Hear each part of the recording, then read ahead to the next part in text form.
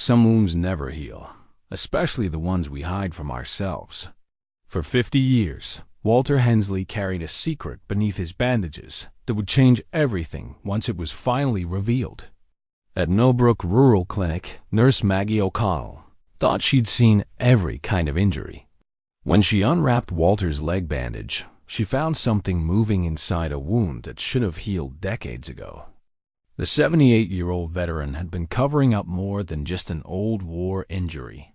Inside that festering wound was a living reminder of Vietnam, of a friend he couldn't save, and of guilt that had literally taken on a life of its own. What happens when a man's refusal to heal creates something that won't let him forget?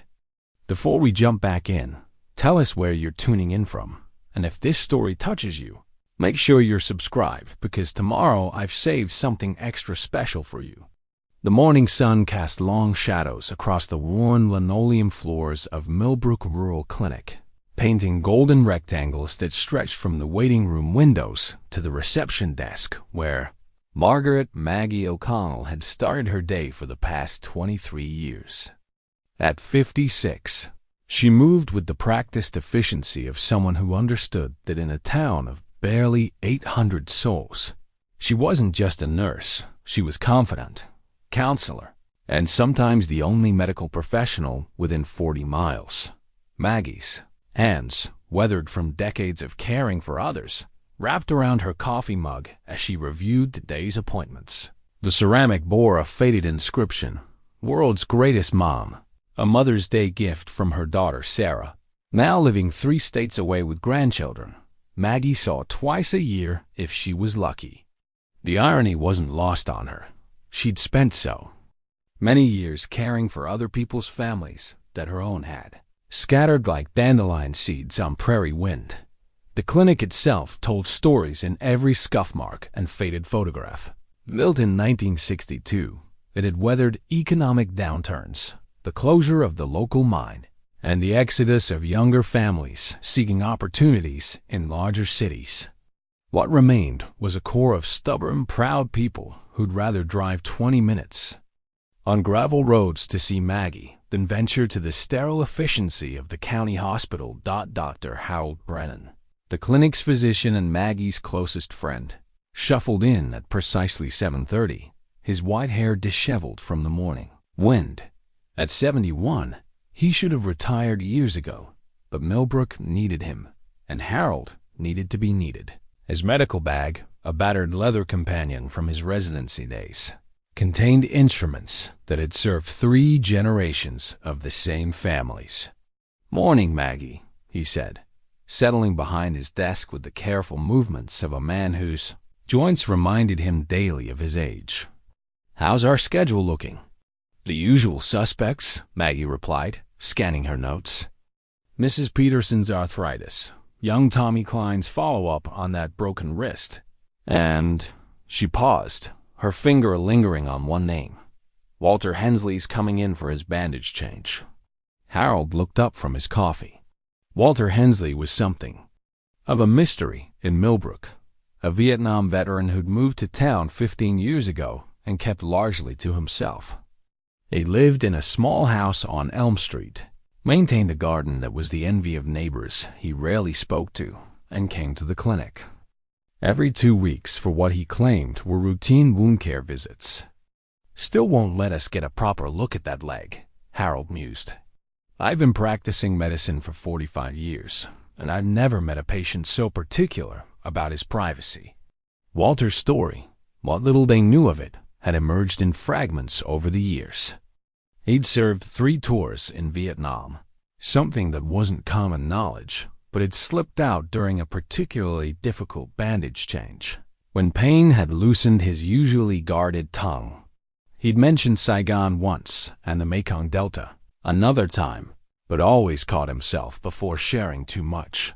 The townspeople respected his privacy with the particular understanding that small communities reserve for their wounded.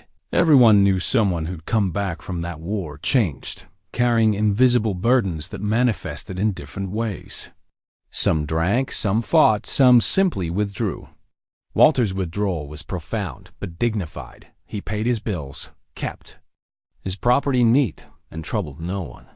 But Maggie had noticed things over the years that bothered her. The way Walter favored his left leg more with each visit. How the bandages, when she did glimpse them during changes, seemed more extensive than a typical wound would require. The smell not quite infection, but something organic and unsettling that she couldn't identify. Most concerning was Walter's insistence on rewrapping the bandages himself, allowing her only to clean the outer layers and apply fresh dressings over whatever lay beneath. "He's scheduled for 10, Maggie said. "I've been thinking we need to have a serious conversation with him about letting us do a proper examination." Harold nodded, but they both knew Walter was unlikely to agree.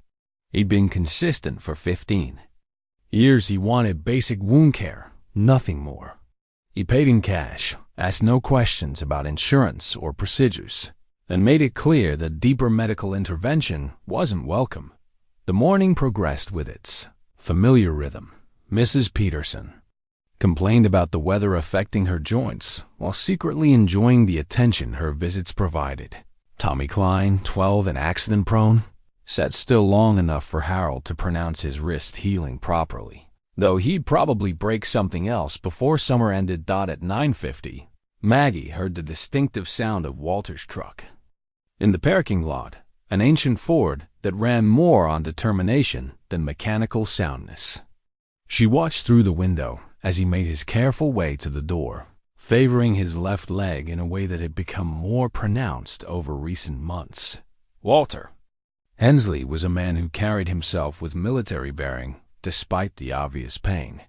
His gray hair, still thick at 78, was cut short and neat.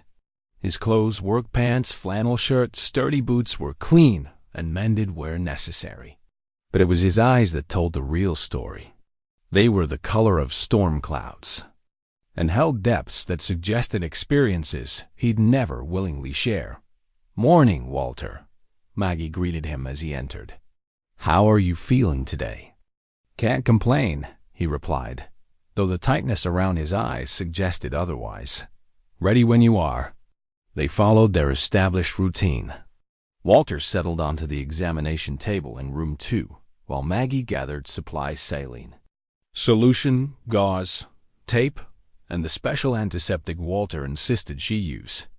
The room was small, but efficiently organized, with afternoon sunlight filtering through Venetian blinds that cast alternating lines of light and shadow across the white walls.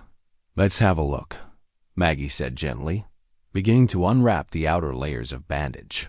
This was always the delicate part.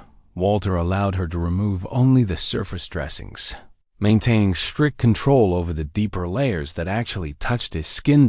As she worked, Maggie studied Walter's face. Years of nursing had taught her to read pain, and Walter carried more than he admitted.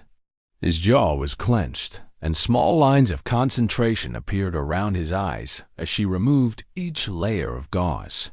"Walter," she said softly, "I've been thinking about your leg. These bandages seem to be getting thicker each time you come in. Don't you think it might be time to let Dr. Brennan take a proper look?" Walter's hand moved protectively toward his leg. "It's fine, Maggie. Just needs to be kept clean and covered. That's all. But if it's not healing properly, it's not meant to heal," Walter said quietly, then seemed startled by his own words. Maggie paused, her hand still holding the partially unwrapped bandage. "What do you mean by that?" Walter looked away, his gaze settling on the small window that offered a view of Millbrook's main street. "Some things are meant to stay with you. Reminders of..." He stopped himself. "It's complicated. Walter, I've been a nurse for over 30 years. I've seen complicated. Whatever's under these bandages, I can help." For a moment, something shifted in Walter's expression. The carefully maintained walls seemed to waver, and Maggie caught a glimpse of the man beneath the reserve, someone carrying a burden too heavy for one person to bear alone. "Maybe," he said finally, "maybe it's time. But not today. I need to think about some things first." Maggie nodded, recognizing that pushing now would only cause Walter to retreat further. "All right, but I want you to promise me something." If the pain gets worse, or if you notice any changes, you'll call us immediately." "I promise," Walter said, and Maggie believed he meant it as she finished applying fresh outer bandages. Maggie noticed something that made her pause. There was a slight movement beneath the deeper layers, barely perceptible, like a gentle pulsing. She looked up at Walter, who was watching her with an intensity that was both hopeful and terrified. "Walter," she said carefully, "did you feel that?" He nodded slowly. "It's been more active lately. That's why I think maybe it's time to tell someone. Before it's too late." "Too late for what?" Walter was quiet for a long moment, his weathered hands clasped tightly in his lap. When he finally spoke, his voice carried the weight of decades of silence. "Too late to save what's left of me." 3 days later, Walter Hensley didn't show up for his scheduled appointment. Maggie checked the clock above the reception desk twice, then glanced through the window at the empty parking lot. In 15 years, Walter had never missed an appointment. Without calling, his punctuality was as reliable as the sunrise. One of those small constants that help structure the rhythm of life at Millbrook Rural Clinic. "Has Walter called?" she asked Jenny, the part-time receptionist who handled phones during busy periods. "No, ma'am. Nothing from him today." By 11:30, Maggie's concern had deepened into genuine worry. She knew Walter lived alone, knew he had no family in town, knew that his independence was both his strength and his vulnerability. At noon, she made a decision that would change everything. "Harold, I'm going to drive over to Walter's place," she announced, grabbing her keys and medical bag. "Something's not right." Dr. Brennan looked up from his sandwich. "Want me to come along?" "No, stay here in case he calls. I'll be back in 20 minutes. Walter's house on Elm Street was a modest single-story structure with white siding and green trim, surrounded by the garden that had become his quiet obsession. Tomatoes, peppers, and beans grew in neat rows, evidence of the discipline that had carried him through military service and into civilian life. But today, the garden hose lay coiled and unused, and yesterday's newspaper still sat on the front porch. Maggie knocked firmly on the door. "Walter? It's Maggie from the clinic. You missed your appointment." Silence. She knocked again, louder this time. "Walter, I'm going to come in and check on you if you don't answer." A faint sound came from inside, not quite a voice, more like a groan of distress.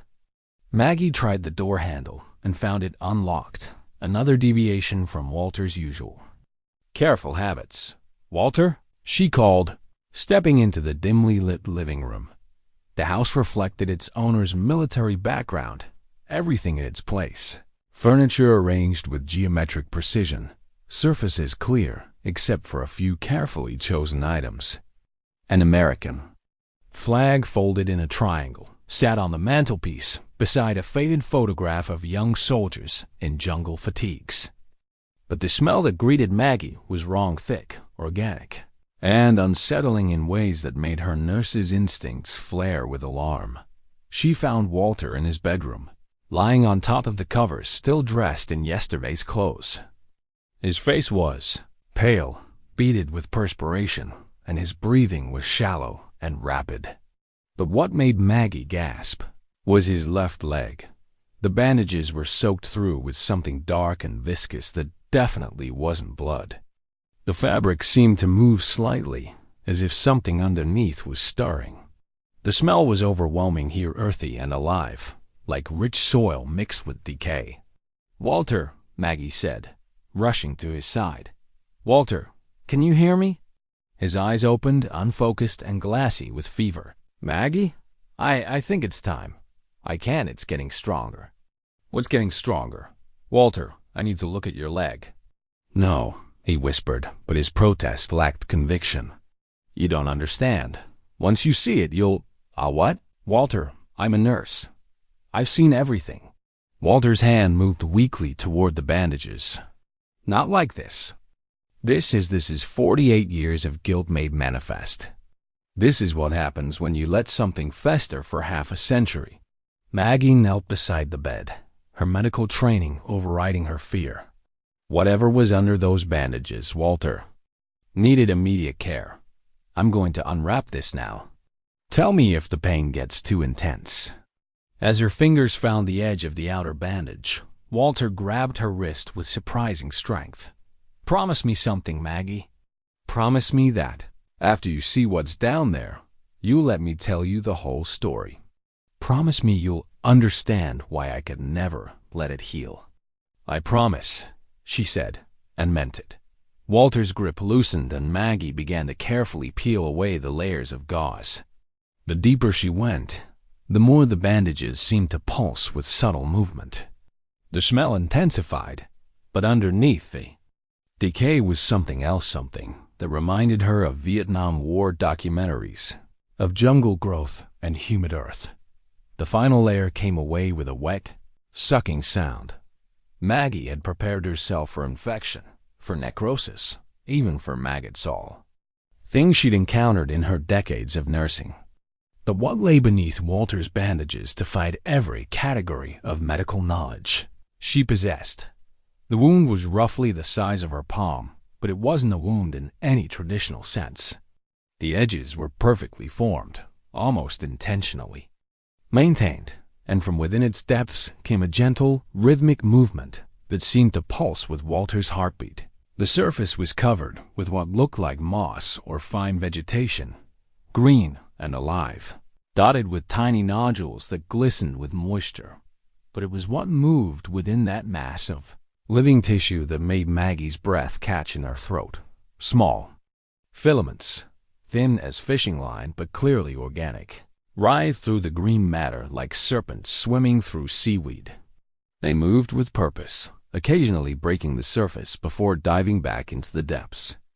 As she watched, transfixed and horrified, one of the larger filaments emerged completely, revealing itself to be nearly 6 inches long and segmented like a worm.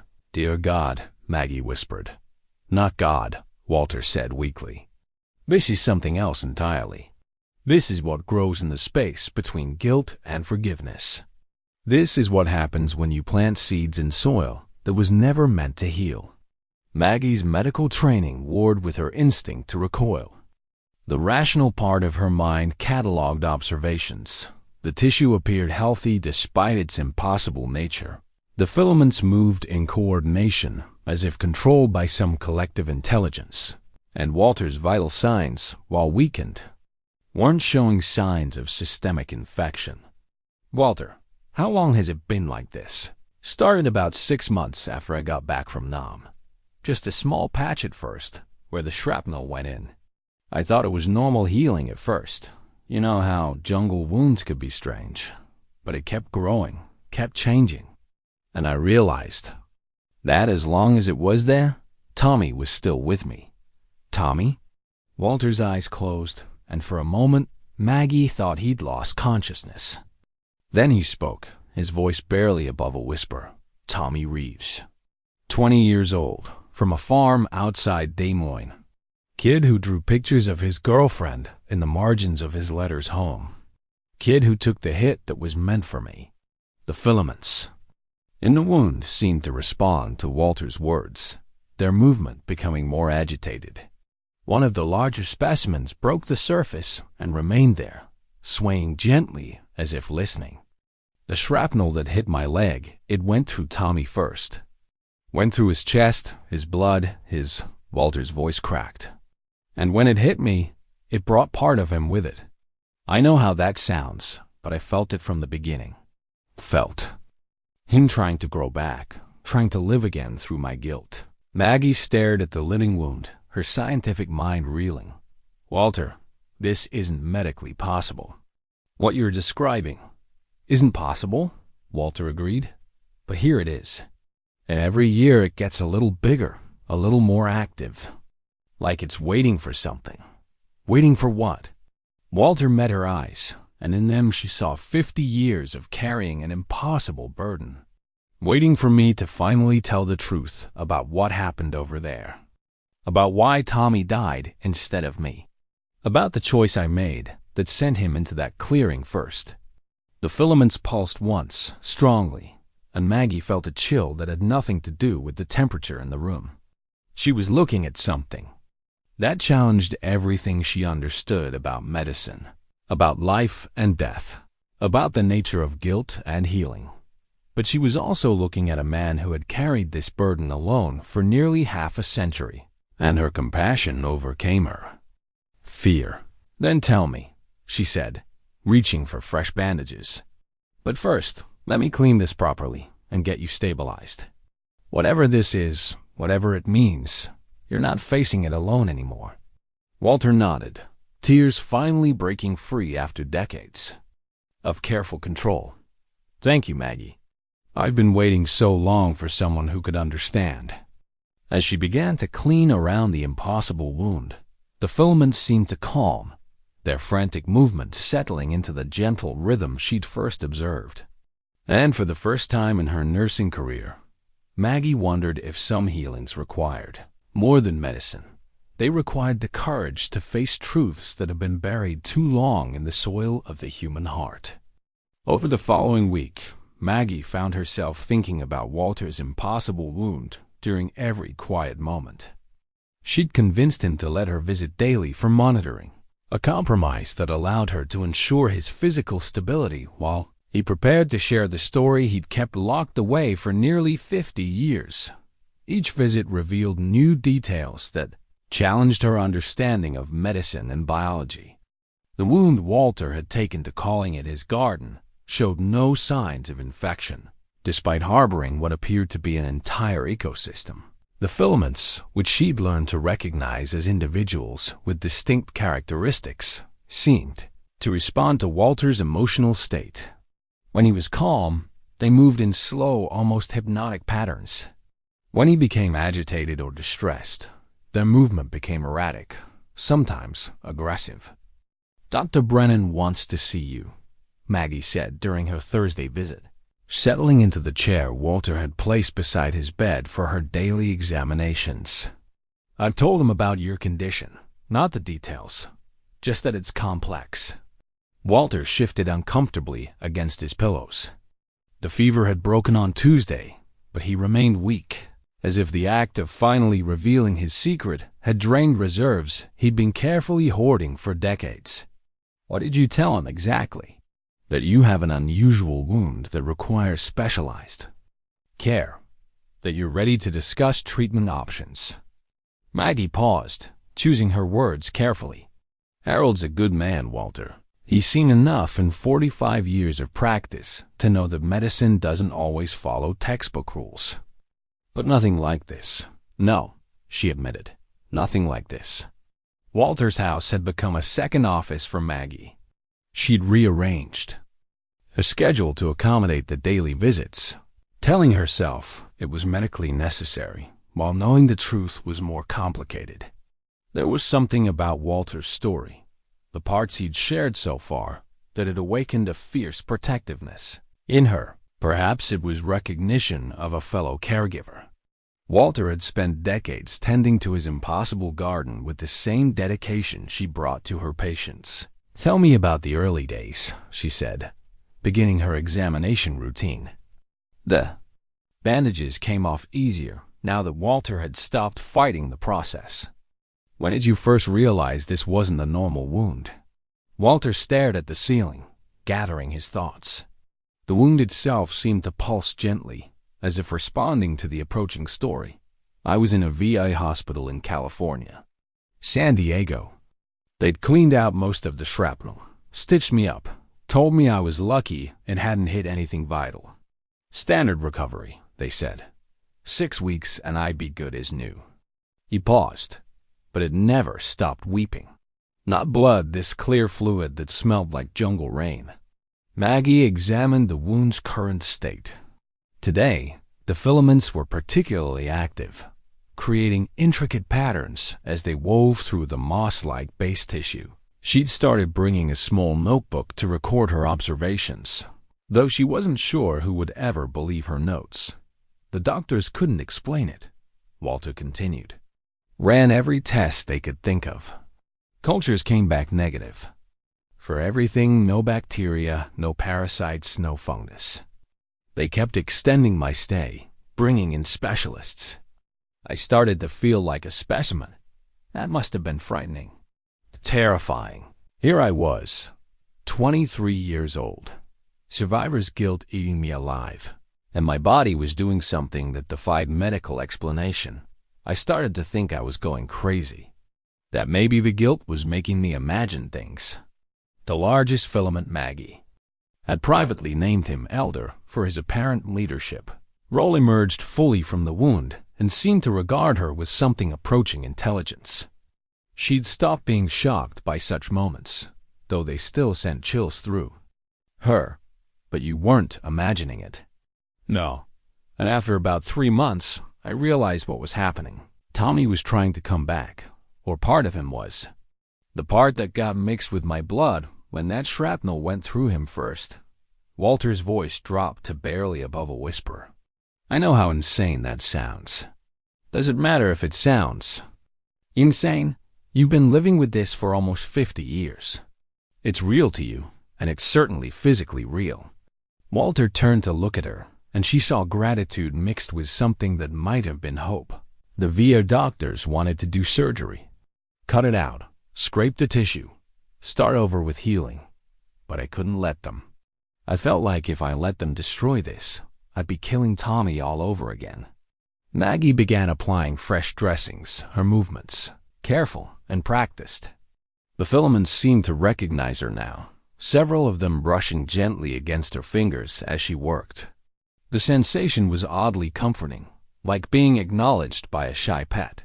So you left the hospital? Checked myself out against medical advice. Moved around for a few years, never staying anywhere long enough for doctors to start asking questions. Learned to care for it myself. Walter gestured toward a small dresser where Maggie had noticed an array of unusual supplies specialized. Solutions, instruments she didn't recognize, bandages made from materials she couldn't identify. Some of these things, she said, examining a bottle of clear liquid.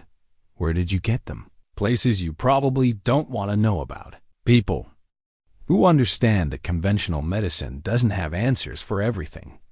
Walter's expression grew distant. There's a whole network out there, Maggie. People dealing with things that don't fit into normal categories. War does things changes people in ways that go beyond physical wounds. Other veterans? Some. Others. Who've encountered experiences that left marks. We help each other when we can. Maggie thought about this revelation as she finished her examination. The wound appeared stable, perhaps even slightly less inflamed than it had been earlier in the week. The filaments were certainly more organized, their movements following patterns that suggested some form of communication or coordination. Walter, I need to ask you something, and I want you to be completely honest with me. He nodded. Is this hurting you? I don't mean the physical discomfort. I mean, is maintaining this, keeping Tommy's presence alive in your body, causing you harm? Walter was quiet for a long time, watching the filaments pulse and sway. When he finally answered, his voice carried the weight of honest self-examination. It's killing me, he said simply. Not quickly, but steadily. Every year it gets a little bigger, requires a little more of my energy to maintain. I can feel it drawing from me, not just physically, but spiritually, emotionally. Then why? Because I owe him that much. Because I made the choice to put him in that clearing instead of me. Because as long as this is alive, some part of Tommy is still fighting, still trying to make it home. The elder filament swayed toward Walter's face, and for a moment Maggie could have sworn she saw it touch his cheek in a gesture of comfort. But you said you're ready to tell the story. What's changed? Walter smiled sadly. I'm 78 years old, Maggie. And for the first time in 50 years, someone else knows about this. Someone who doesn't think I'm crazy, who's willing to help. He paused. Maybe it's time to find out if healing is possible for both of us. The wound pulsed once, strongly, and every filament in the living garden turned toward Maggie, as if waiting for her response. Dr. Harold Brennan had seen many impossible things during his 45 years of rural medicine, but nothing had prepared him for what Maggie showed him in Walter's bedroom on a gray Saturday morning. "Sweet Mother of God," he whispered, adjusting his glasses and leaning closer to examine the living wound. "Maggie, how long has it been like this?" "According to Walter, nearly 50 years," she replied, watching Harold's face cycle through disbelief, fascination, and professional concern. "It started as a normal shrapnel wound in Vietnam, but it never healed properly."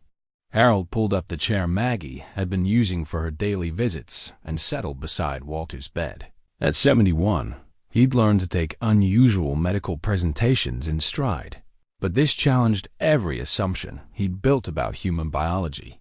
"Walter, I need you to tell me everything, from the beginning."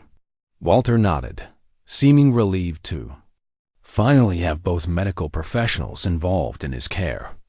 The wound itself appeared calmer with Harold present, the filaments moving in slow, hypnotic patterns that suggested they were listening to the conversation. "It was March 15th, 1968, Walter began, his voice taking on the measured cadence of someone who had rehearsed this story countless times in his mind. "We were running patrol in the Mekong Delta, about 20 clicks south of Cano. Intelligence said the area was clear, but intelligence was wrong about a lot of things back then." Harold examined Walter's charts, the ones Maggie had been carefully maintaining over the past week. Heart rate, blood pressure, temperature, and detailed observations about the wound's behavior. Her notes were meticulous, though he suspected no medical journal would ever publish them. There were 8 of us in the squad. Tommy Reeves was our radioman kid from Iowa, with a smile that could light up a bunker. He was supposed to rotate out in 2 weeks, had a girl back home waiting for him. Walter's eyes focused on something beyond the bedroom walls. We were crossing this clearing when the sniper opened up. The elder filament emerged from the wound and swayed toward Walter's voice, as if drawn to the story. Harold watched, fascinated despite his medical skepticism, as other filaments joined it, creating a small audience of impossible biological entities. First shot hit Bobby Martinez in the shoulder. Second one caught Tommy center mass, knocked him down about 10 feet from where I was standing. I could see the entry wound high on the left side of his chest, bleeding bad. "The sniper," Maggie prompted gently. "Single shooter, maybe 200 meters out, concealed in a tree line. We couldn't get a fix on his position, couldn't lay down effective suppressive fire. Tommy was down, bleeding out, calling for his mama." Walter's voice cracked slightly, and I had a choice to make. Harold noticed that Walter's pulse had increased, and the wound's activity had intensified correspondingly. The filaments were moving more rapidly now, weaving complex patterns that seemed to mirror Walter's emotional state. What kind of choice? Harold asked. Tommy was closer to the sniper's position. Getting to him meant crossing open ground, exposing myself to direct fire. The smart play was to wait for support, call in air cover, maybe get lucky and spot the muzzle flash. Walter paused. But Tommy didn't have time for smart plays. "So you went after him?" "No." The word hung in the air like a physical presence. "No, I didn't. I made the calculation. 1 wounded man versus risking 2 casualties. I made the tactical decision to hold position and wait for backup." The filaments in the wound suddenly stopped moving, as if shocked into stillness by Walter's admission. Harold found himself leaning forward, drawn into a story that was clearly the defining moment of Walter's life. Tommy lasted maybe 3 more minutes. Kept calling my name, asking me to help him. I could see him trying to crawl toward our position, leaving a blood trail in the dirt. Walter's hands clenched and unclenched rhythmically. The sniper put 2 more rounds in him before our air support arrived and cleared the tree line. "Walter," Maggie said softly, "you made a military decision. You couldn't have known. I could have saved him. Walter interrupted. I was the squad leader. My job was to bring my boys home, and I chose my own survival over his. When we finally reached Tommy, he was still alive. Barely. He looked at me and said, "Sarge, why didn't you come?" And then he died. The wound pulsed. Once, strongly, and Harold watched in amazement as fluid began seeping from around the filaments. Not blood or pus, but the clear liquid Walter had mentioned, something that smelled like rain on jungle leaves. The shrapnel that hit me came 20 minutes later, Walter continued. Mortar round from a secondary position we hadn't spotted. Piece of metal about the size of a quarter, hot as hell. Went right through the spot where I'd been kneeling next to Tommy's body. Harold examined the wound more closely, noting details that his medical training couldn't categorize. The tissue appeared healthy, despite its impossible nature, showing none of the signs of chronic infection he would expect from a 50-year-old wound. I felt it immediately, Walter said. Not just the pain, but something else. Like part of Tommy had come with the shrapnel, mixed with his blood that was still on my uniform. Walter, Harold said carefully, I need to understand what you believe is actually happening here. From a medical standpoint. Walter met the doctor's eyes steadily. I believe that guilt can become a living thing when it's fed properly. I believe that Tommy's desire to survive, to make it home to his girl in Des Moines, somehow attached itself to my wound. And I believe that for 50 years, I've been keeping him alive through my refusal to forgive myself. Harold made notes, though he wasn't sure what medical terminology could possibly apply to Walter's condition. And the physical manifestation, these organisms in the wound? They're not organisms, Walter said quietly. They're memories. Pieces of Tommy that I couldn't let go of, given form through decades of guilt and grief.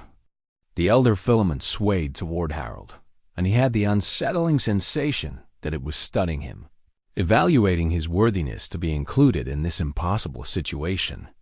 Harold, Maggie said, I need to know that you're going to help us with this. Whatever this is, Walter can't face it alone anymore. Harold looked at the wound, at Walter's exhausted face, at Maggie's determined expression. In 4 decades of medicine, he'd learned that healing sometimes required accepting mysteries that couldn't be solved through conventional means. All right, he said finally. I'm in. But Walter, you need to understand that if we're going to help you, you need to tell us everything, the whole story. What really happened in that clearing, and what you think needs to happen for this to finally heal.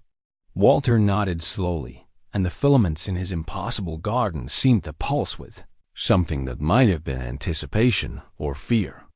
The letter arrived on Tuesday morning, delivered to Maggie at the clinic in a manila envelope with no return address.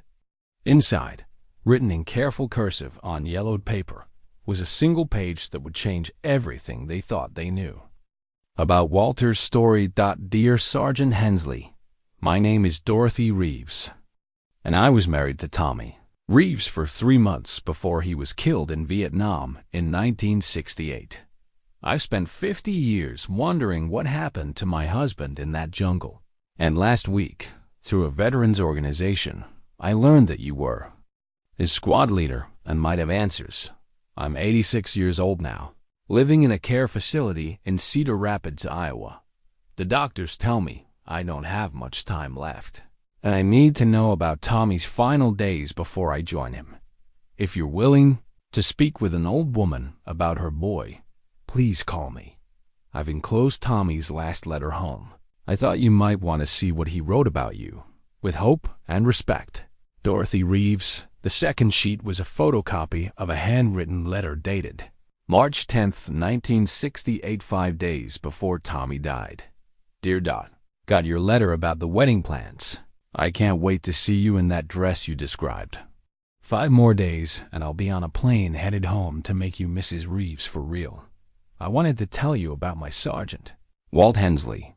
He's the finest soldier I've ever served with, and the best man I've ever known. He's saved my life more times than I can count.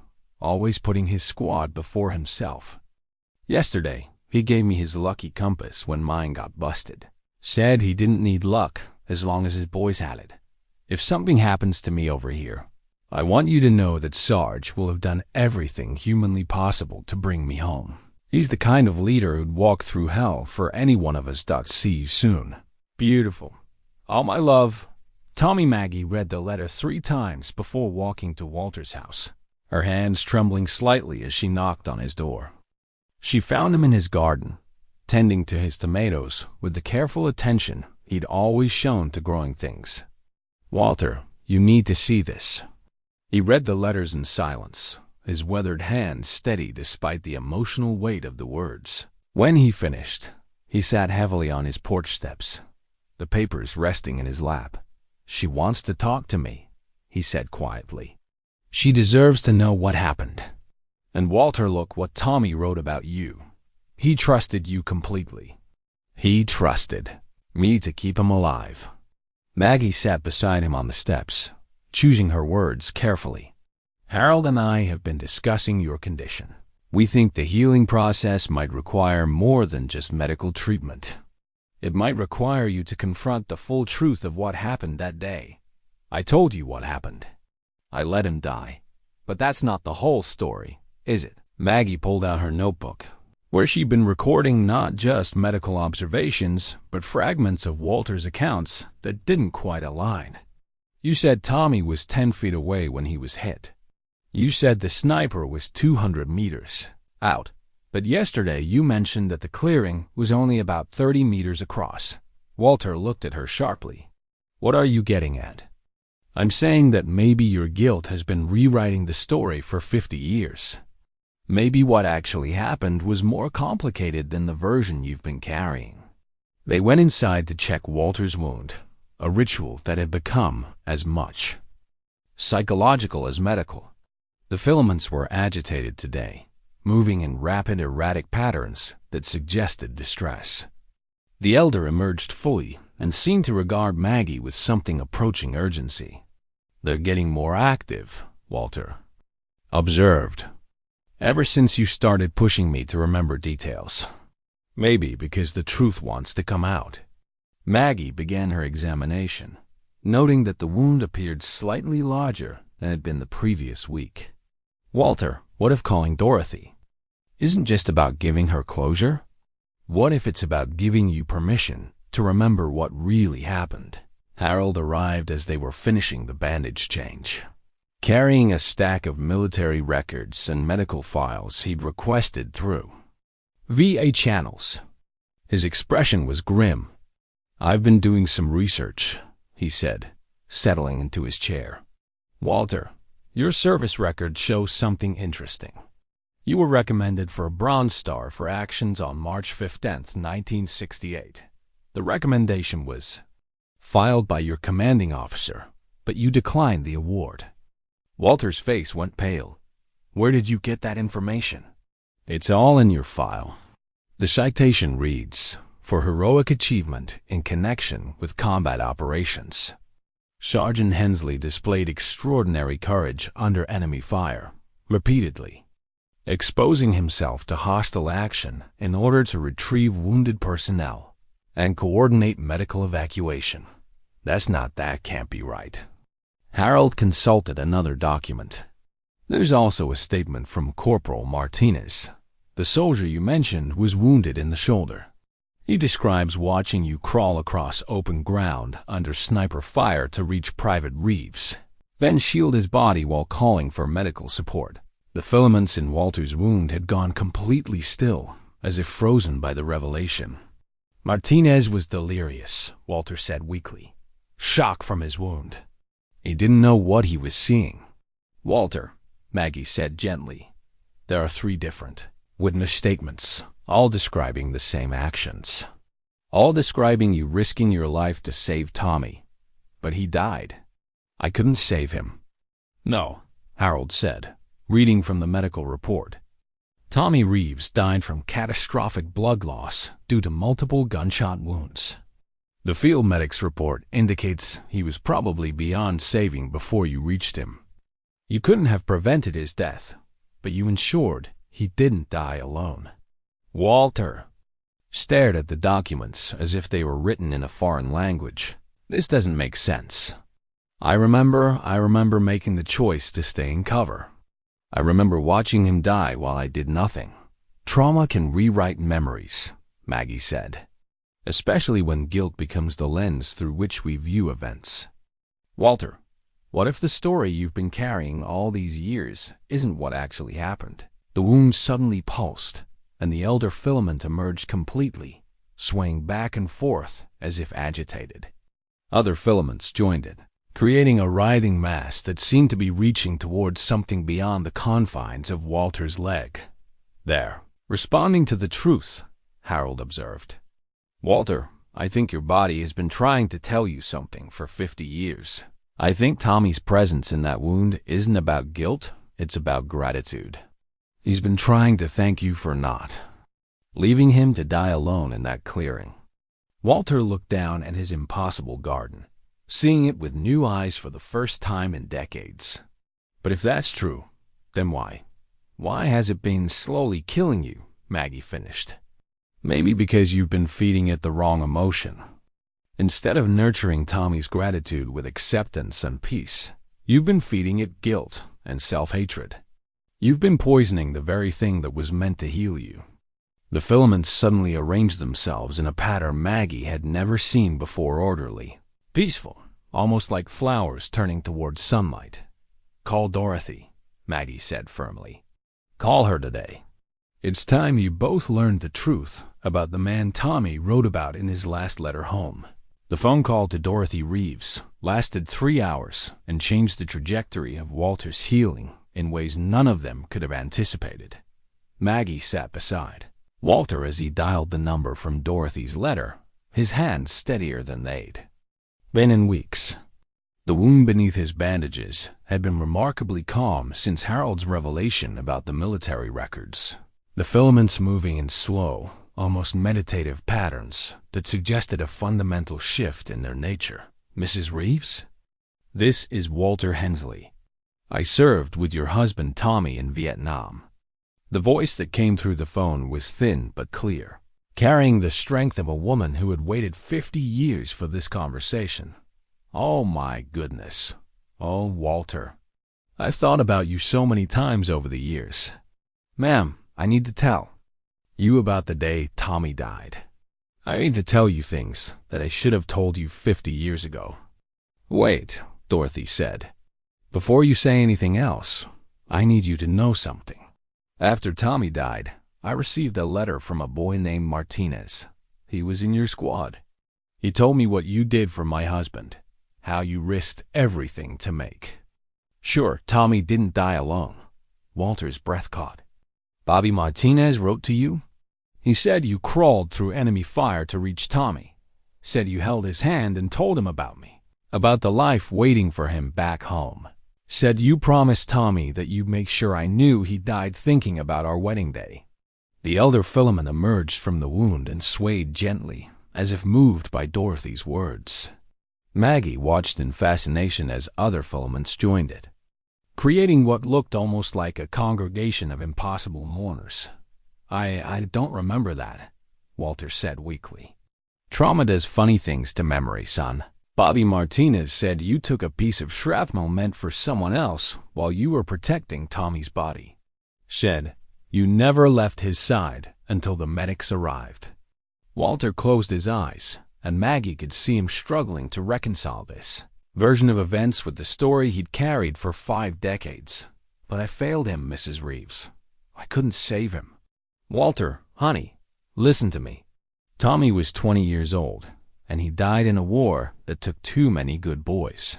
But he didn't die alone, and he didn't die forgotten. Because of you, I know that his last moments were spent hearing about love, about home, about all the reasons his life mattered. Dorothy's voice grew stronger as she continued. After I got that letter from Bobby, I tried to find you. The Army told me you'd been wounded and discharged, but they wouldn't give me contact information. I wanted to thank you. I wanted you to know that Tommy's last letter home was full of praise for his sergeant for you. She sent me that letter, Maggie said quietly. The one Tommy wrote 5 days before he died. Did she now? Then you saw what Tommy thought of you. That boy worshipped the ground you walked on, Walter. He told me in every letter that if anything happened to him, he knew Sergeant Hensley would take care of his squad. Walter was crying now, tears he'd held back for half a century finally breaking free. The wound responded to his emotional release, the filaments moving in patterns that seemed almost like celebration or perhaps forgiveness. Mrs. Reeves, I need to ask you something, Walter said. Tommy's death, it did something to me. Something I can't fully explain. I've been carrying him with me all these years in ways that aren't normal. What do you mean, son? Walter looked at Maggie, who nodded encouragingly. The shrapnel that hit me went through Tommy first, through his blood. And ever since then, I felt like part of him stayed with me. Like he's been trying to tell me something all these years. There was a long pause before Dorothy spoke. Walter, can I tell you something that might sound strange? Yes, ma'am. For 50 years, I dreamed about Tommy almost every night. But in the last few months, the dreams have been different. Instead of seeing him in that jungle, I've been seeing him in a garden. A living garden where he's peaceful, where he's waiting for something to be resolved. The wound pulsed once, strongly, and every filament turned toward the phone as if listening intently. Mrs. Reeves, Maggie said, taking the phone gently from Walter. This is Maggie O'Connell. I'm a nurse who's been helping Walter with his condition. What you just described. Can you tell me more about these recent dreams? Oh, hello, dear. Well, it's the strangest thing. For decades, my dreams about Tommy were nightmares, him calling for help, reaching out to me from someplace I couldn't reach. But lately, he's been calm, happy, even, like he's been waiting to deliver a message. What kind of message? That it's time to forgive. That guilt was never what he wanted his death to create. And that someone who's been carrying him all these years needs to learn the difference between honoring the dead and punishing the living. Maggie felt chills run down her spine as she looked at Walter's wound. The filaments were now moving in perfect synchronization, creating patterns that looked almost like script-like writing in a language she couldn't read but somehow understood. Mrs. Reeves, she said carefully, would you be willing to come to Montana to visit Walter and see something that might help both of you find the closure you've been seeking? At my age? Oh, honey, I don't think I could make that kind of trip. What if we arranged everything?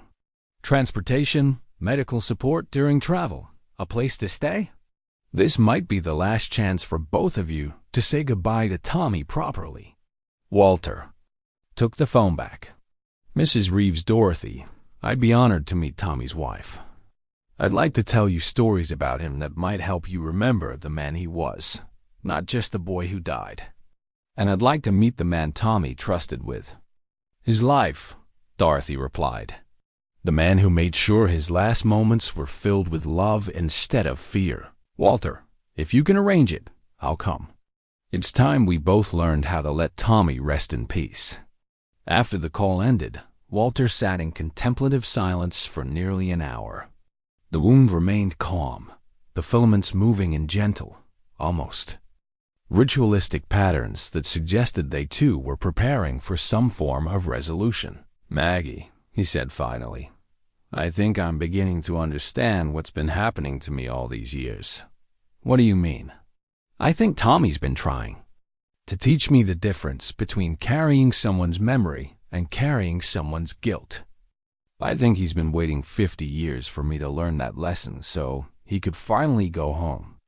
The elder filament emerged and swayed toward Walter's face, and for the first time since Maggie had known him, Walter reached out and gently touched the impossible creature that had been his constant companion. It's all right, Tommy, he whispered. I understand now. I'm ready to let you go. Dorothy Reeves arrived in Millbrook on a Thursday afternoon in September, accompanied by her great-niece Sarah and a portable oxygen tank that suggested the journey had taken more out of her than she'd admitted. At 86, she was smaller than her voice had suggested over the phone, but her eyes held the same strength that had carried her through 50 years of widowhood. Walter waited on his front porch, dressed in the cleanest clothes he owned, and visibly nervous for the first time since Maggie had known him. His wound had been remarkably stable during the week leading up to Dorothy's arrival, the filaments moving in slow, almost reverent patterns that suggested anticipation. "Mrs. Reeves," he said, standing carefully as she approached. "Thank you for making this trip." "Walter Hensley," she replied, studying his face with the intensity of someone trying to reconcile a 50-year-old image with reality. "You look exactly like I imagined Tommy Sargent would look at 78. They settled in Walter's living room, surrounded by the carefully maintained artifacts of his solitary life. Dorothy's eyes lingered on the folded flag and the faded photograph of young soldiers, but she said nothing of the obvious shrine Walter had created to his wartime service. "Before we talk about Tommy," she said, "I need you to know something. Something I've never told anyone, not even my family." Walter glanced at Maggie, who had positioned herself discreetly in the corner to monitor his condition. The wound had begun pulsing gently beneath his bandages. "What is it, Mrs. Reeves?" Dorothy reached into her purse and withdrew a small wooden box, worn smooth by decades of handling. "Tommy wasn't the only one who came back from that war changed. I've been carrying something too, Walter. Something that started the day I received notification of his death." She opened the box to reveal what appeared to be a simple compass brass and dented, with a cracked glass face. But as she held it, Maggie noticed something impossible. The compass needle wasn't pointing north. Instead, it swung in a slow, deliberate arc, as if searching for something. "This arrived with Tommy's personal effects," Dorothy continued. "The army said it was damaged in the same explosion that killed him. But Walter, this compass has been moving for 50 years. Every day, it swings back and forth like it's looking for something it lost." Walter stared at the compass, his face draining of color. "Dorothy, that's my compass. The lucky one I gave Tommy 5 days before he died." "I know," she said quietly, "and I think it's been trying to find its way back to you." As Dorothy held the compass closer to Walter, its needle began moving more rapidly, swinging in wider arcs until it suddenly stopped, pointing directly at Walter's wounded leg. The moment the needle locked in position, Walter gasped in pain down under his bandages. The wound erupted into violent activity. The filaments writhed and twisted, creating patterns more complex than anything Maggie had observed. The elder emerged, completely, followed by dozens of others, until Walter's leg appeared to be covered with a living carpet of impossible organisms. "What's happening?" Dorothy asked, alarmed. "I think," Maggie said, moving quickly to Walter's side, "we're about to learn what's really been going on here." She began unwrapping Walter's bandages with practiced efficiency, revealing the wound in all its impossible glory to Dorothy's amazed eyes. The elderly woman didn't recoil as Maggie had expected. Instead, she leaned forward, studying the living garden with the fascination of someone finally seeing a mystery solved. "Dear God," Dorothy breathed, "it's beautiful." The filaments responded to her voice, turning toward her as if recognizing something familiar. The elder stretched toward Dorothy, and when she instinctively reached out to touch it, something extraordinary happened. The compass in her other hand began to glow with a soft, warm light that seemed to emanate from within the brass itself. At the same moment, the wound in Walter's leg began to change. The moss-like base tissue shifted color from deep green to golden yellow, and the filaments' movements became synchronized, creating patterns that looked like writing in an ancient script. "Tommy?" Dorothy whispered. The elder filament pulsed once, strongly, and suddenly Maggie could hear something, not quite a voice, but a presence that filled the room with warmth and recognition. It wasn't audible sound, but rather a communication that bypassed the ears and spoke directly to the heart. Finally, Walter jerked as if struck. I can hear him. Dorothy. I can actually hear Tommy's voice. Sarge, you stubborn old fool. I've been trying to get your attention for 50 years. Dorothy laughed through her tears, a sound of pure joy that transformed her aged features into something radiant. Oh, Tommy. We've missed you so much. I know, Dot. I know. But I've never been gone. Not really. I've been right here, trying to teach this hard-headed sergeant that heroes don't always save people. Sometimes they just make sure nobody dies alone. Tommy, Walter said, his voice breaking, I'm so sorry. I failed you. I couldn't save you. You didn't fail me, Sarge. You held my hand while I died. You told me about Dot, about the wedding we were planning, about all the reasons my life mattered. You gave me the gift of dying with love instead of fear. The compass in Dorothy's hands grew brighter, and the filaments in Walter's wound began to pulse in rhythm with the light. Maggie watched in amazement as the impossible organism seemed to be preparing for some kind of transformation. But Walter, carrying guilt for 50 years wasn't what I wanted. It wasn't honoring my memory. It was dishonoring my trust. I trusted you to live a good life after the war, to use the years I couldn't have to make the world a little better. I don't know how, Walter whispered. I don't know how to let you go. You don't let me go, Sarge. You carry me forward. You take the love we shared as soldiers, as brothers, and you use it to build something beautiful. That's what this has been. About not keeping me trapped in your guilt, but learning to transform grief into something that grows. Dorothy held the compass toward the wound, and as the light intensified, the filaments began to change. Instead of the writhing, organic movements Maggie had grown accustomed to, they started to resemble something else entirely: flowers. Tiny, perfect flowers that bloomed from the tips of each filament, filling the room with a scent like spring, rain, and new growth. My beautiful wife. You've been dreaming about gardens, because that's what love becomes when we let it grow instead of holding it prisoner. Walter's been growing a garden of memory for 50 years, but he's been watering it with guilt instead of gratitude. Tommy, Dorothy said, tears streaming down her face.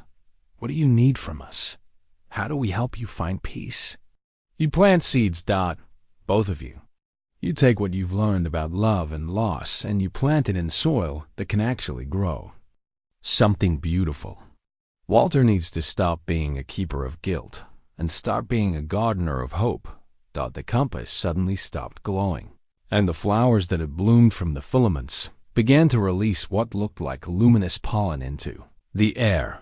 As the light-filled particles drifted around the room, Maggie felt something she'd never experienced. The actual presence of healing, not just physical but spiritual, filling the space with transformative power. It's time, Sarge. Time to let me go home, and time for you to come back to life. But first, you need to see what we've been growing together all these years. The wound in Walter's leg pulsed once more, and then something impossible happened. The entire living garden, filaments, moss, flowers, and all began to separate from Walter's flesh, not painfully, but gently, like a butterfly emerging from a chrysalis. What remained behind wasn't the angry, festering wound they'd expected, but healthy, pink skin that looked as if it had never been injured. And rising from Walter's leg, visible to all three of them, was the translucent figure of a young soldier in jungle fatigues, smiling with the joy of someone finally coming home. Thank you, Sarge, Tommy Reeves said, his voice clear and strong. Thank you for keeping me company until I could find my way home. Then he turned to Dorothy, reached out to touch her face with fingers made of light and memory, and whispered, I love you, Mrs. Reeves. Always have, always will. Now go live beautifully for both of us. Tommy's figure began to fade, but his smile remained until the very last moment. along with a single word that echoed in the hearts of everyone present: grow. In the profound silence that followed Tommy's departure, Walter stared at his healed leg with the wonder of a man witnessing resurrection. The skin was perfect, not scarred, not marked by 50 years of carrying an impossible burden, but smooth and healthy as if the wound had never existed. Dorothy sat clutching the compass, which had returned to normal brass and cracked glass, though now its needle pointed steadily north for the first time in 5 decades. Her great-niece Sarah, who had witnessed the entire extraordinary event from the doorway, stood frozen with a mixture of awe and disbelief. "Walter," Maggie said softly, kneeling beside his chair to examine where the wound had been, "how do you feel?" He looked up at her with eyes that seemed decades younger. "Empty," he said, then quickly corrected himself. "No, not empty. Free. Like I'd been carrying a 100-pound pack for 50 years and finally got permission to set it down."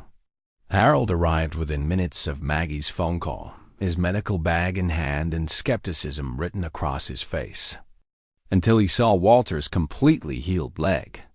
The doctor who had spent 45 years believing in the limitations of medical science found himself staring at proof that healing could transcend every boundary he'd ever accepted. "This is medically impossible," he said, running his fingers over the perfectly smooth skin where the wound had been. "So was everything else about this situation," Maggie replied. "Harold, we just witnessed something that challenges every assumption we have about the relationship between physical and spiritual healing." Over the following hours, as Dorothy rested and Walter slowly adjusted to his transformed reality, the 3 medical professionals found themselves grappling with questions that extended far beyond their training. What they had witnessed wasn't just the healing of a wound, but the resolution of a grief so profound it had manifested as living matter. "I keep thinking about what Tommy said," Walter mused as they sat in his kitchen sharing coffee, and the strange intimacy that comes from witnessing miracles together. "About being a gardener of hope instead of a keeper of guilt." Dorothy nodded. From her chair by the window, her aged hands wrapped around the mug of tea that Walter had prepared with the careful attention he'd once given to his bandages. Tommy was always wise beyond his years. Even at 20, he understood things about love and loss that most people never figure out. "But what does it mean practically?" Walter asked. "I've spent 50 years learning how to carry this burden. I don't know who I am without it." It was a question that would define the next phase of Walter's healing learning, to live not with the weight of grief, but with the lightness of resolution. Maggie watched him struggle with this new reality over the subsequent days, noting how he moved differently, spoke differently, even breathed differently now that the physical manifestation of his guilt had been transformed and released. The story of what had happened in Walter's living room began to spread through Millbrook in the way that extraordinary events do in small communities, quietly, carefully, with the understanding that some truths are too precious to be shared carelessly. Word reached Father McKenna at St. Mary's Catholic Church, Rabbi Goldman from the synagogue in the county seat, and Pastor Williams from the Methodist Church on Main Street. They came not as skeptics, but as shepherds, recognizing that Walter and Dorothy had experienced something that transcended denominational boundaries. The compass that Dorothy still carried, now pointing true north, had become a symbol of guidance restored. Walter's garden, where he spent increasing amounts of time, as his strength returned, began to take on new significance as neighbors noticed changes in the very soil. "Plants are growing differently here," observed Mrs. Peterson during one of her visits. "Look at these tomatoes. I've never seen anything like them." She was right. The vegetables in Walter's garden had taken on an almost luminous quality, growing larger and more vibrant than anything the Montana soil had produced in living memory. But more than that, people who ate from Walter's garden reported feeling something indefinable, a sense of peace, of connection, of healing that went beyond nutrition. Dr. Brennan, ever, the scientist, despite what he'd witnessed, began documenting these reports with the same careful attention he'd given to Walter's medical condition. What he found challenged his understanding of how healing could ripple outward from a single transformed life. It's as if the resolution of Walter's grief created some kind of, I don't know what to call it, healing field. He told Maggie during one of their evening discussions at the clinic. People are reporting improvements in conditions that have nothing to do with Walter's garden, nothing to do with anything we can measure medically. Sarah Martinez, Bobby Martinez's daughter, drove from Colorado after learning about Walter's healing through the Veterans Network that had connected so many of their father's stories.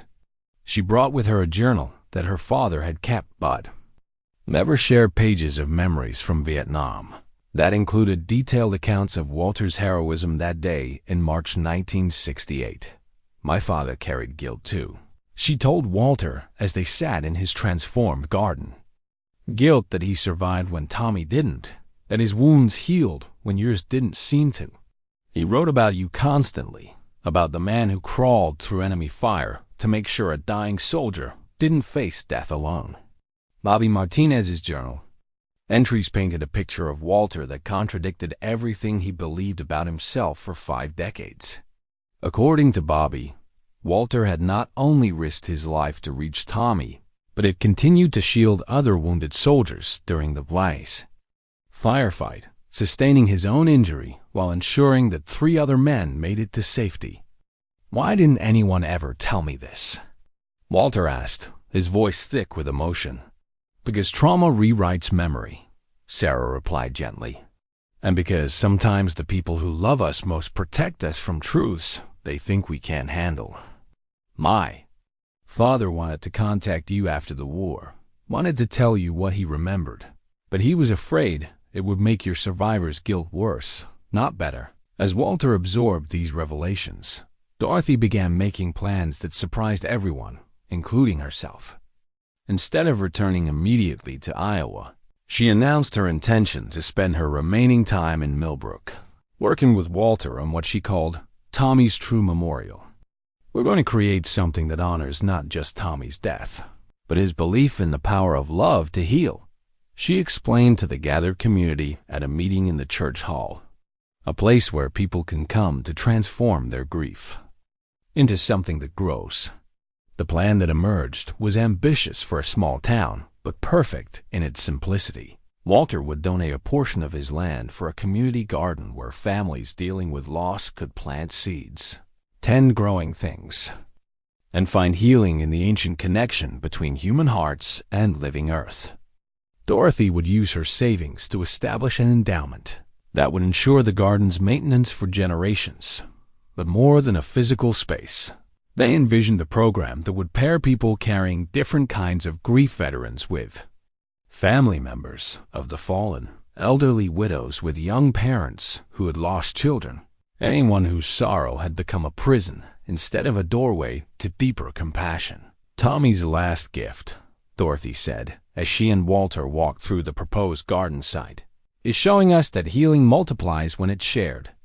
The response from the community was overwhelming. Volunteers offered labor, materials, expertise in horticulture, and counseling. The Veterans Network that had connected Walter's story began spreading word to other communities. Other people carrying burdens they'd never learned how to set down. As autumn deepened into winter, Walter found himself busier than he'd been in decades, planning and preparing for the spring planting that would mark the official opening of what they decided to call Tommy's Garden. But with the activity came a deepening sense of purpose that he'd never experienced. The understanding that his 50 years of carrying Tommy's memory could now be transformed into 50 years of helping others find their way from grief to growth. Dorothy, despite her advanced age and declining health, threw herself into the project with the energy of someone who had finally found a way to make her love for Tommy active in the world again. Her dreams, she reported, were now filled not with gardens where Tommy waited, but with visions of all the lives that would be touched by the healing space they were creating. "I understand now," she told Maggie during one of their quiet conversations. Tommy didn't want to be remembered as a victim of war. He wanted to be remembered as a seed of peace. As winter snow began to cover the designated garden site, Walter stood at his window each morning, watching the white blanket that would protect the dormant earth until spring's return. For the first time in 50 years, he looked forward to tomorrow not as another day of carrying his burden, but as another opportunity to plant something beautiful in the soil of human suffering. The compass Dorothy carried now pointed not just to magnetic north, but toward a future where grief could become the foundation for hope, where love could literally grow from the ground, where sorrow had been planted and tended with patient care. Spring would bring the first planting, the first gathering of wounded hearts ready to learn that healing was not just possible, but inevitable when approached with the wisdom Tommy had tried to teach them all along, that the most profound way to honor the dead is to help the living remember how to grow. The first planting ceremony at Tommy's garden took place on a crisp Saturday morning in May, exactly 50 years to the day since Tommy Reeves had written his last letter home. Dorothy had insisted on the timing, saying it would complete a circle that had been open for half a century. Nearly 300 people gathered on the land that had once been Walter's private refuge, transformed now into 5 acres of carefully prepared garden plots, each one waiting for seeds that would be planted, not just in earth, but in hope.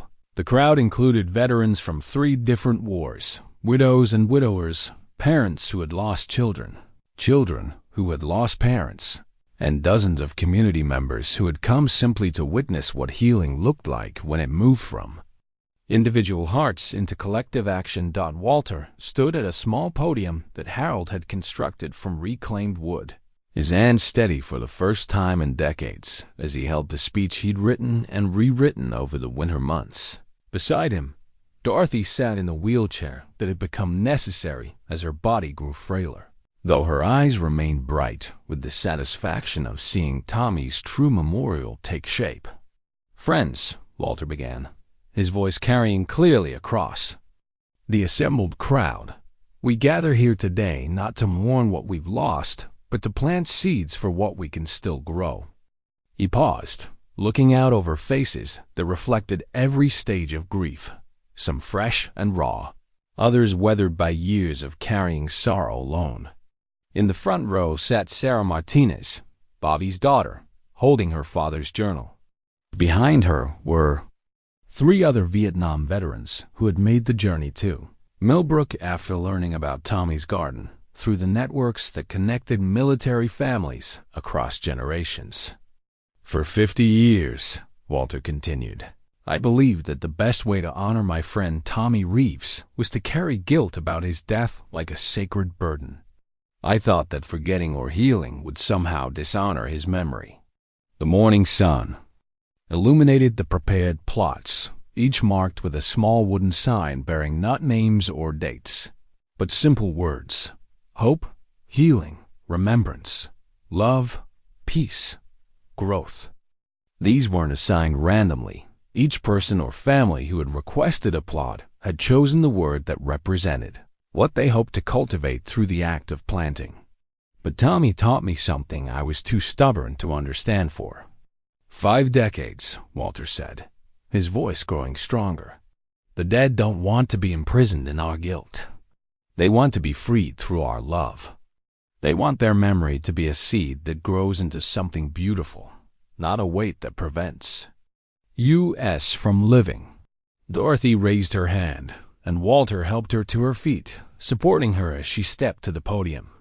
At 86, with oxygen tubing visible beneath her nose, she nonetheless commanded the attention of every person present.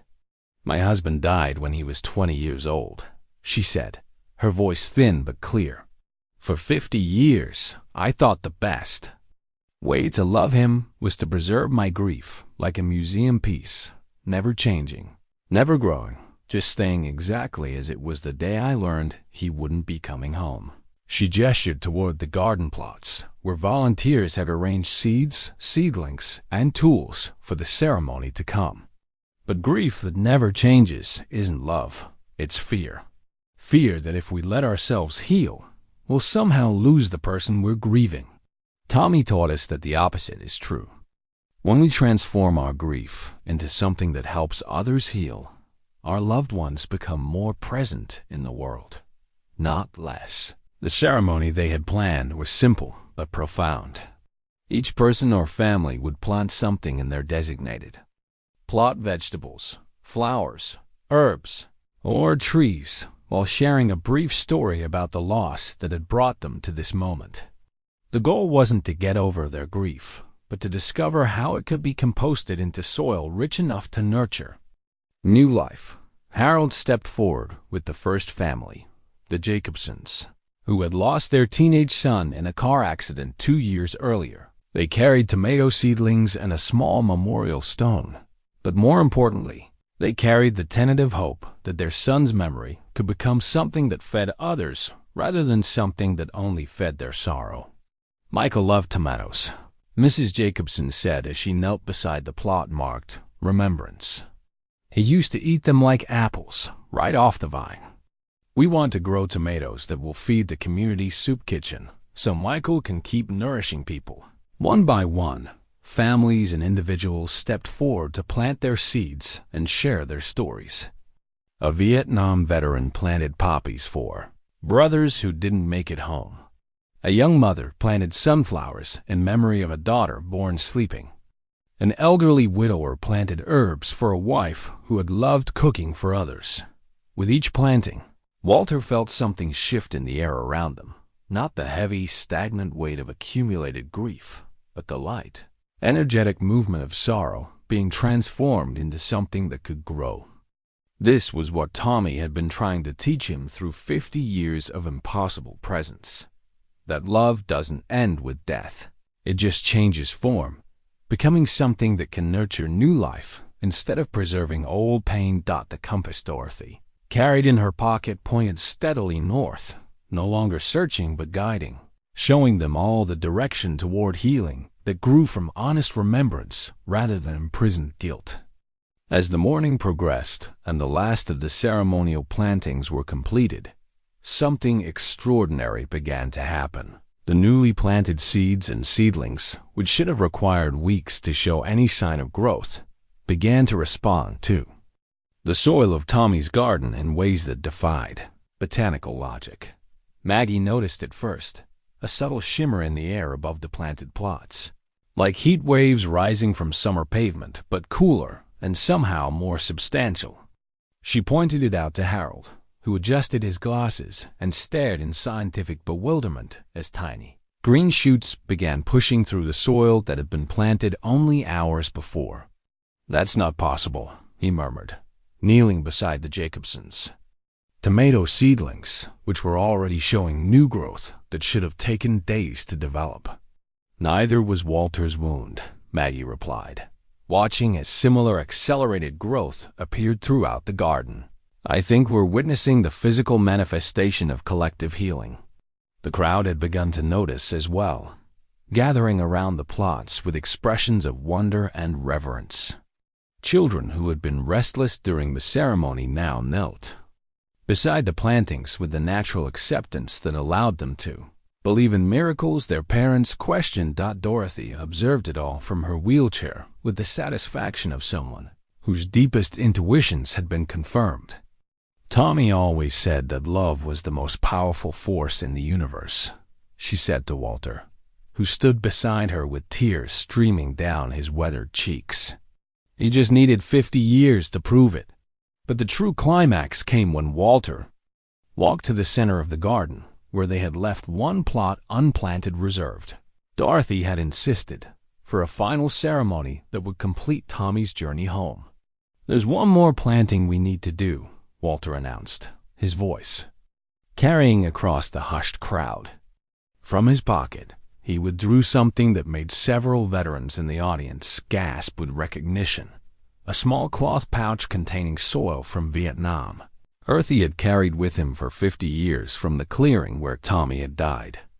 "I brought this home with me in 1968, he said, opening the pouch to reveal dark, rich soil that somehow seemed to pulse with its own life. I thought I was bringing home a piece of the place where I failed my friend. But I understand now that I was bringing home the seed of something much more powerful.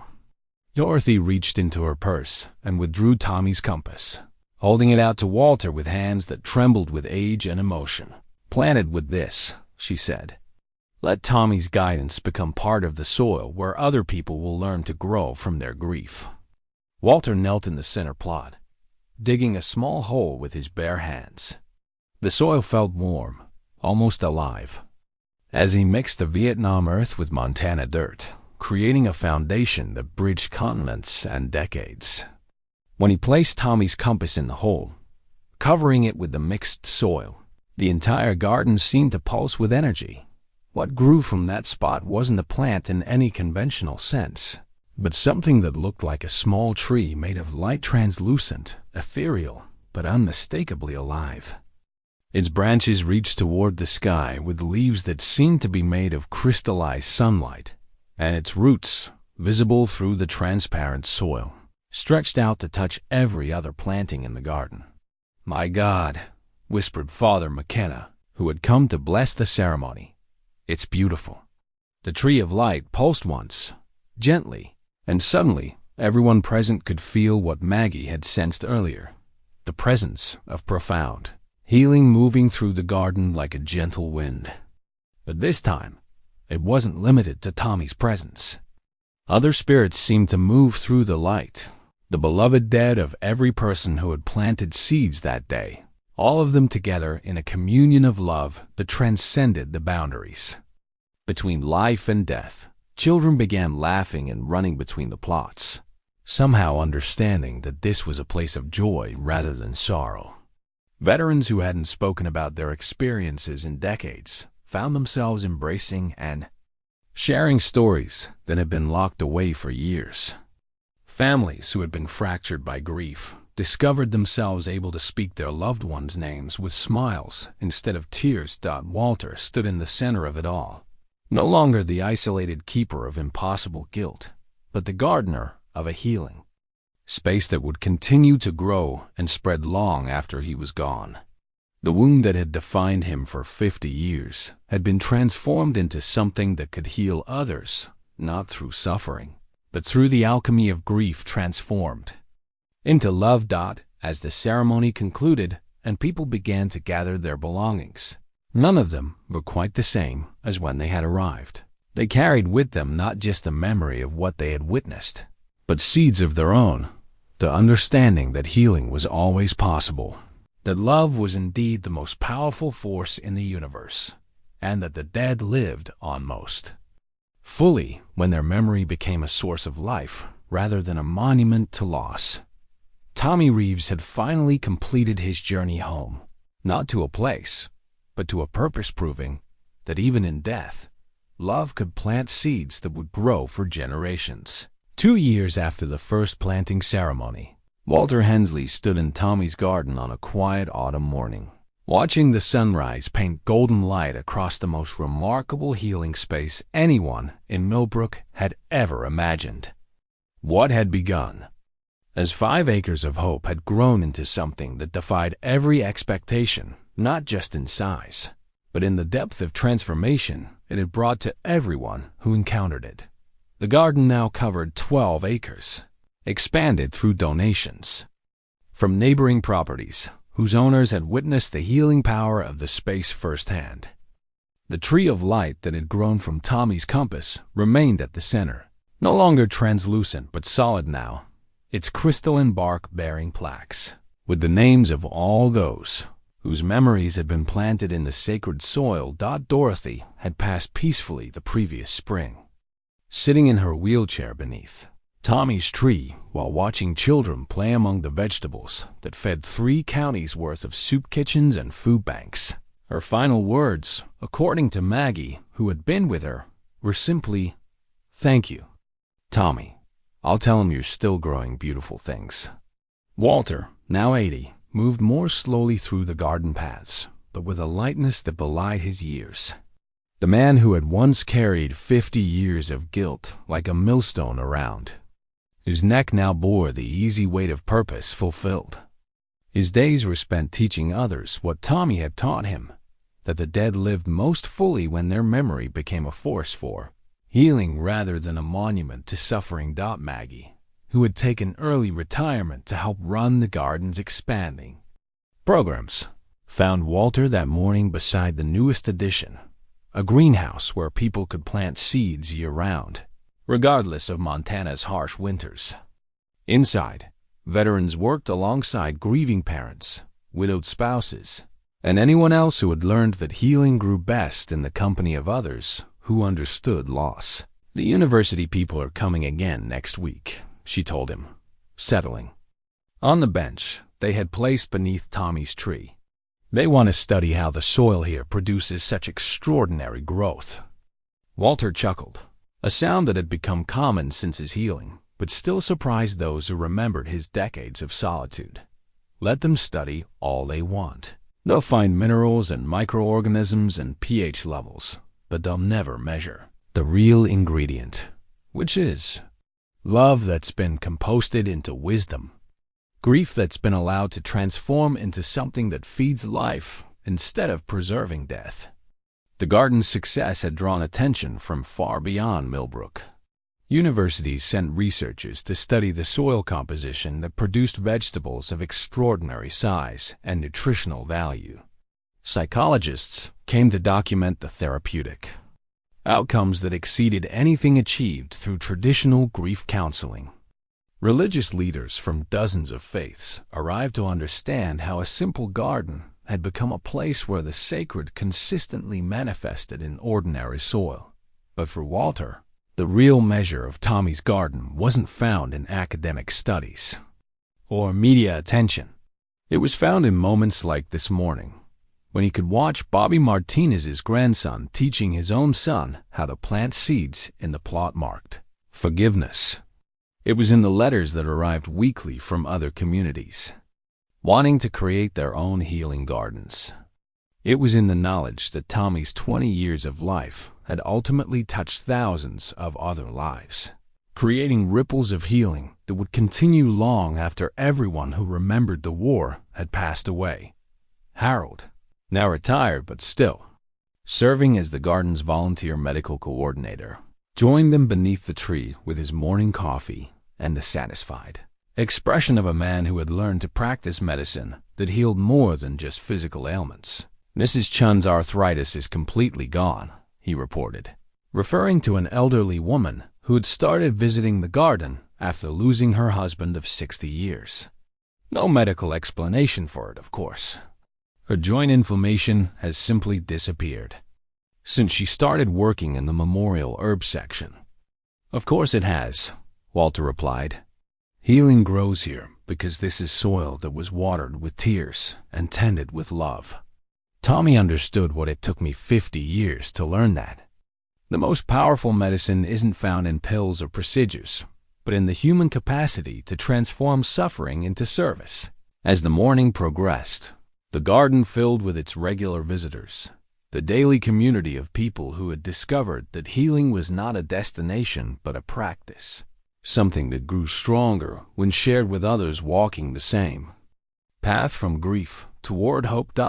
The children's section buzzed with young voices as elementary students from 3 school districts came for their weekly lessons in growth science, a curriculum that taught botany and biology alongside emotional resilience and the understanding that all living things, including human hearts, could recover from even the deepest wounds when given proper care. In the veterans section, former soldiers from Vietnam, Iraq, and Afghanistan worked side by side, their shared understanding creating bridges across generations and conflicts. The memorial wall they had built bore no names of the fallen, but rather words chosen by their families: courage, sacrifice, love, hope, peace, brotherhood, service, honor.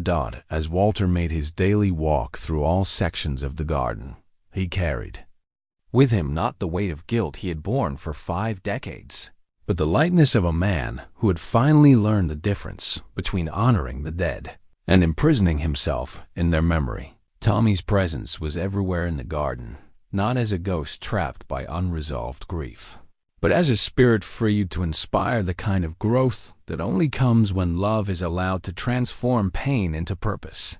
That evening, as Walter prepared for sleep in the small cottage he had built at the garden's edge, he touched the space on his leg where the impossible wound had lived for 50 years.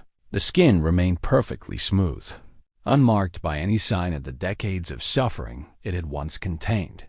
But sometimes, on nights like this when the moon was full and the garden seemed to pulse with its own gentle rhythm, Walter could feel Tommy's presence, not as the desperate, grief-stricken entity that had writhed beneath his bandages, but as the calm, joyful spirit of a young soldier whose death had ultimately given birth to more healing than anyone could have imagined.